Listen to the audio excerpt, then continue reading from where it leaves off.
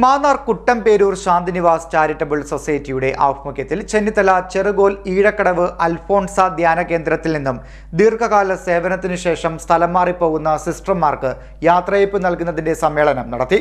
ഇതോടൊപ്പം 38ാമത് പൊതിച്ചോറ് വിതരണവും സംഘടിപ്പിച്ചു.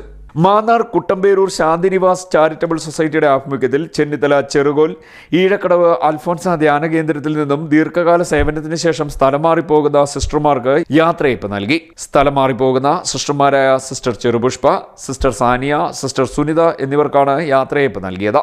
ഇതിനോടൊപ്പം 38ാമത് പൊതിച്ചോറ് വിതരണവും നടന്നു. മാവേലിക്കര നഗരസഭാ ചെയർമാൻ നൈനാൻസി കുറ്റിശ്ശേരിൽ ഉദ്ഘാടനം നിർവഹിച്ചു. സൊസൈറ്റി കൺവീനർ സതീഷ് ശാന്തിനിവാസ് അധ്യക്ഷനായി. ജി കൃഷ്ണകുമാർ, സുരേഷ് തെക്കേക്കാട്ടിൽ, സുഭാഷ് ബാബു, എസ് സലീം ചാപ്രയിൽ എന്നിവർ സംസാരിച്ചു.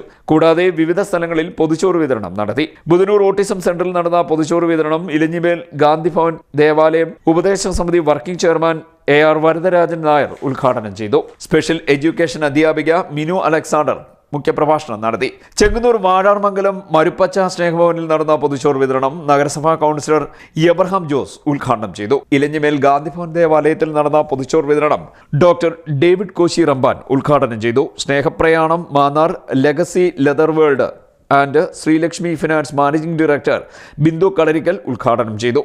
ഗാന്ധിഭവൻ ദേവാലയം ഡയറക്ടർ ഗംഗാധരൻ ശ്രീഗംഗ, മാനേജർ ജയശ്രീ മോഹൻ, ഗോപികലാൽ എന്നിവർ സംസാരിച്ചു. CDNet news Mannar.